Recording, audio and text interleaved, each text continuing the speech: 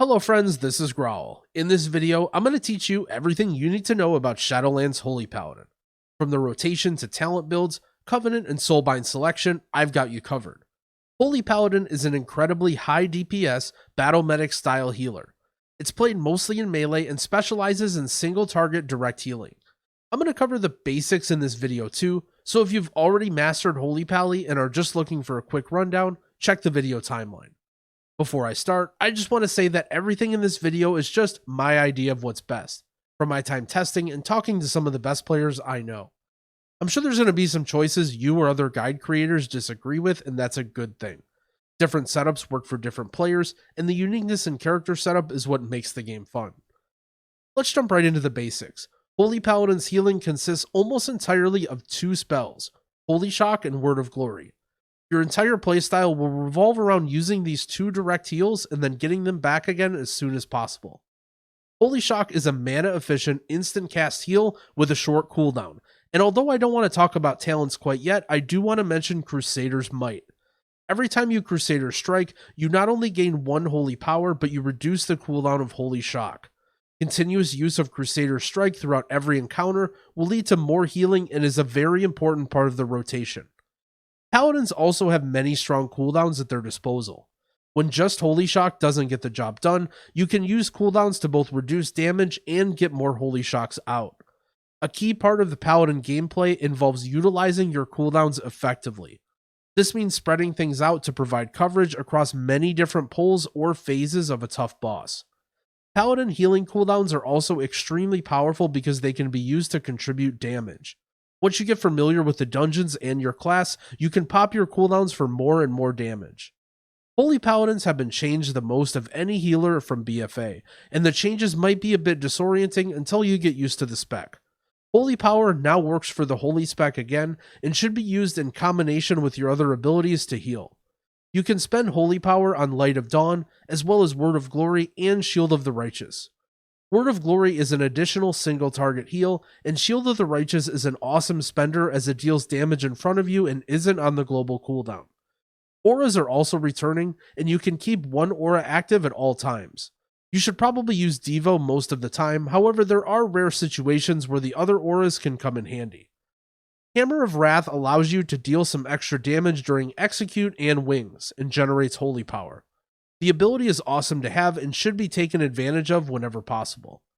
Use it to snipe low health mobs for free Holy Power in order to fuel your Word of Glory or Shield of the Righteous. There are also a few new talents, however none of them are included in my recommended Mythic Plus build, so I'll leave those for you to explore later. I think the best race for Holy Paladin is Blood Elf for Horde and Dwarf or Lightforged for Alliance. You don't have many choices for Paladin, however these all get the job done. Blood Elf gives 1% crit chance as well as an AoE dispel that can prove useful in many different situations. Dwarf gives you increased crit damage as well as Stone Form. Stone Form allows you to self-dispel curses and bleeds from yourself. Since you don't technically need Stone Form because of your Covenant signature ability, you can also choose to go Lightforged for some extra AoE damage. Keep in mind that race won't affect your performance very much. The difference between races is extremely small in PvE. If you want to pick a specific race because you like the aesthetics, I would recommend that. You're going to be looking at your character for many hours, and you don't want to be stuck with something you don't like the look of. For stats, you want to prioritize Haste, then Crit, then Verse, and finally Mastery. Many of your key rotational spells like Holy Shock and Crusader Strike have their cooldowns affected by Haste. The more you press them, the more healing and damage you'll deal. Crit and Verse are roughly equal. Crit is generally slightly higher HPS, but doesn't provide any defensive benefit. Mastery is last because although it does help healing, it doesn't contribute to damage. One of the biggest benefits of Holy Paladin and Mythic Plus is damage, and gearing heavy Mastery will lead to lower damage numbers. While just gearing up and learning your class, you almost always just want to use the highest item level piece, considering Intellect is very valuable early on. When it comes to trinkets, you're mainly looking for big stat bonuses, specifically haste. I've come to like Unbound Changeling as my number one trinket. Changeling has moderate uptime and provides a reasonably reliable stat boost. For your second trinket, you have a lot of options, depending on your performance and way to acquire it. The PvP trinkets, Sinful Aspirant's Insignia and Badge, seem like very good options because they provide a large amount of haste and main stat.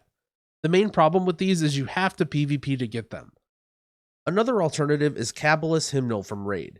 Even if your group mates aren't using it, it will still be decent to use because of its high item level. Although you won't always be using consumables, especially early on, it's a good idea to always have them ready. For weapon enchant, I think that Celestial Guidance is the best option, giving a nice int proc with a fairly good uptime.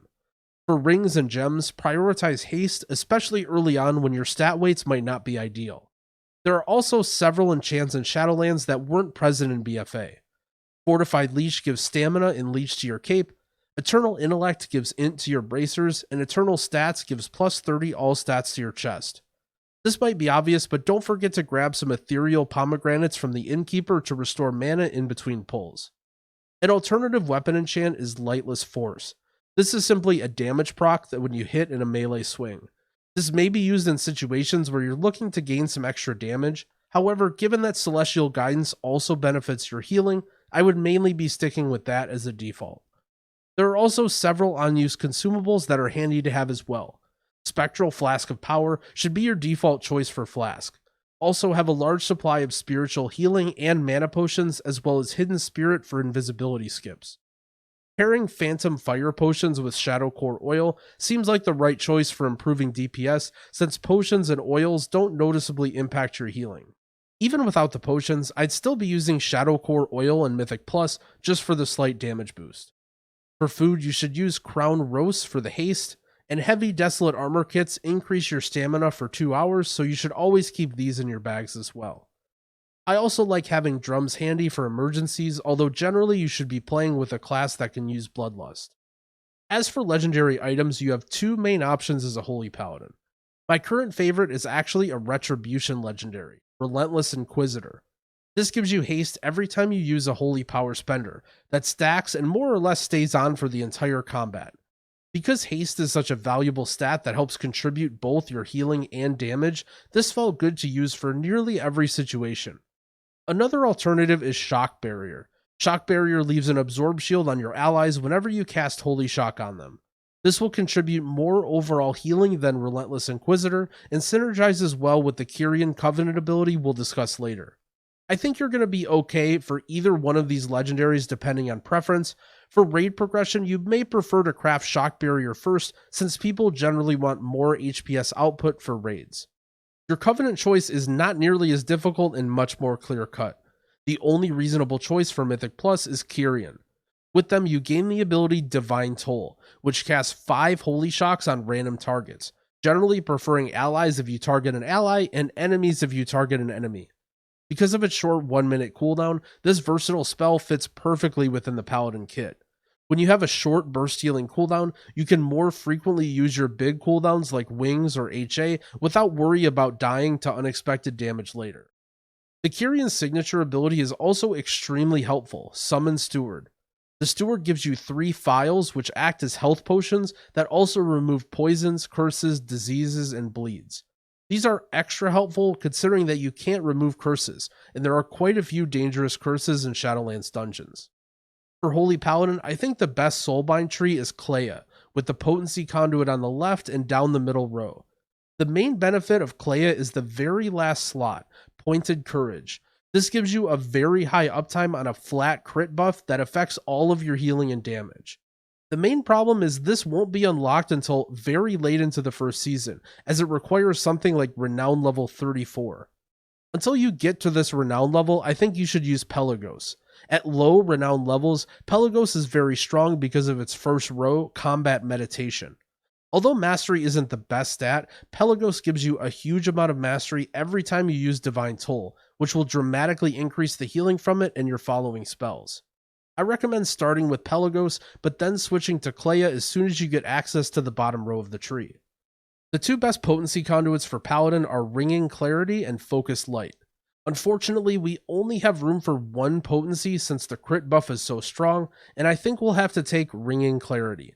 This gives you extra Holy Shocks every time you use Divine Toll. It ends up not only being a bit more healing than Focused Light, but also allows you to use Divine Toll as a potential big single target DPS or healing cooldown. There are two important things to note about this conduit from my testing. I don't know if this is how it will always work, but this is how it works now. First, it isn't a percent chance to cast 3 Holy Shocks. It's 3 separate events to cast a single Holy Shock, meaning it's possible to cast only 1 or 2. Secondly, the Holy Shocks fire off slightly later than your Divine Toll. This means if you're spamming Shield of the Righteous as your Divine Toll goes off, you can actually spend Holy Power and then refill it with the extra Holy Shocks to avoid overcapping. It isn't super important, but it is a nice way to maximize damage. For finesse conduits, I think Echoing Blessings is incredibly strong. This adds an additional damage reduction component to your sack and bop that dramatically increase the value. Echoing Blessings is one of the most powerful finesse conduits for any healer, so don't feel too bad about only taking one potency. For endurance conduits, I like Shielding Words and Divine Call. Shielding Words gives you a little extra healing from your Word of Glory to help with your party healing, and Divine Call reduces the cooldown on your Divine Shield. Shadowlands dungeons and affixes are especially dangerous for melee classes. Divine Shield is a critical defensive ability to allow you to become immune during dangerous situations so that you can focus on healing your team. Now onto talents. For Mythic Plus, this is the setup I've been liking the most. I've been on the fence for a few different healer builds, however this setup for Holy Paladin I'm fairly confident about. Crusader's Might is great in the first row for constantly resetting your Holy Shock. Now that Holy Power is a thing, you need to be always spamming Crusader Strike anyway, and with Crusader's Might you get a lot more value from it. In the second row, Judgment of Light is a clear winner as it provides the highest amount of healing by a long shot. Just make sure you're using your Judgment often because, well, you should be. Unbreakable Spirit gives you a shorter cooldown on Bubble, Lay on Hands, and DP. Because Holy Paladin could struggle a bit with group healing, shorter cooldowns on these spells mean you can focus on your team more and not have to worry about yourself. I've been liking Holy Avenger, but Divine Purpose is a reasonable talent as well. Holy Avenger allows you to use your wings more liberally because it acts as a mini healing cooldown, allowing you to spam Word of Glories if your team needs help after your wings runs out. Holy Avenger can also be paired with wings to do incredible amounts of burst damage every 3 minutes. Glimmer is another must-take on the last talent row. It contributes a massive amount of passive healing throughout the dungeon. Although Beacon of Virtue could be good for burst healing, it simply isn't worth losing Glimmer and Beacon of Light. Beacon and Glimmer combined make up for over 30% of my healing overall in nearly every dungeon. The healing rotation for Paladin might seem a bit intimidating, but it's actually pretty straightforward. The whole thing can be summarized in 4 steps. If Holy Shock is available or almost available, use it. If you have max Holy Power but no Holy Shock, spend it on Word of Glory for healing or Shield of the Righteous for DPS. Use Hammer of Wrath or Crusader Strike to build Holy Power and reset the cooldown of Holy Shock. If none of these are available, you can heal with Flash of Light or DPS with Judgment and Consecration. This will make up almost your entire dungeon gameplay, using Holy Shock and then resetting it while DPSing, using cooldowns while necessary. Cooldowns are a huge part of Paladin healing, because without them you won't be able to deal with heavy amounts of group damage. Avenging Wrath, also known as Wings, is an extremely iconic and important Paladin cooldown. Every 2 minutes you gain damage, healing, and crit while also reducing the cooldown of your Holy Shock. This turns you into a healing monster and should be used early and often. Since it reduces the cooldown of Holy Shock, it changes your rotation slightly. It only takes 1 Crusader Strike to reset the cooldown of Holy Shock, so your rotation will be slightly different. You'll also want to use Hammer of Wrath, Consecrate, and Judgment when possible. Activate Wings and then Holy Shock, followed by Hammer of Wrath and Consecrate or Judgment depending on how many targets. Holy Shock again, Crusader Strike, Holy Shock, Crusader Strike, Holy Shock. Continue weaving in your other DPS abilities to allow for Crusader Strike to come back. You may need to prioritize certain things depending on the situation. If there are a large pack of enemies, you definitely need to keep Consecrate active. However, on single target, it's a low priority button and you shouldn't worry about it that much unless you have nothing better to press. Holy Avenger is another mini cooldown that triples Holy Power generation for 20 seconds, effectively letting you use a spender every time you use a builder. For healing, you simply rotate a builder and then Word of Glory, and then for DPS, you're spamming Shield of the Righteous while going through your normal rotation. I generally like to save HA for emergencies when I don't have wings ready. As you get more comfortable with the dungeons, you can get more uses out of it and sneak it in more just to boost damage. In the rotation section, I want to talk about healing Prideful. In the first season of Shadowlands, dealing with these mini-bosses can be incredibly difficult and often test your abilities as a healer. Unfortunately for Paladin, one of their biggest weaknesses is sustained group healing. You don't have any special tools to deal with Pride, just the normal healing rotation. The cleaner it is, the more healing you can do. I'd recommend always saving your wings for Prideful and encouraging your team to use their cooldowns as well, since Paladins can have a tough time with it. In the first 10 or 15 seconds, do as much damage as possible while still applying Glimmer to all of your allies. Depending on the tank, you may want to switch Beacon off of them to another more vulnerable party member if you think they have enough self-sustain. Once the damage starts coming in, pop your wings. Ideally, you want it to start around 60% or so health so that it lasts for the rest of the Pride. Remember to use any additional cooldowns at your disposal at the end as well if you need help. Aura Mastery, Sack, Bubble, Lay on Hands, Potions, anything.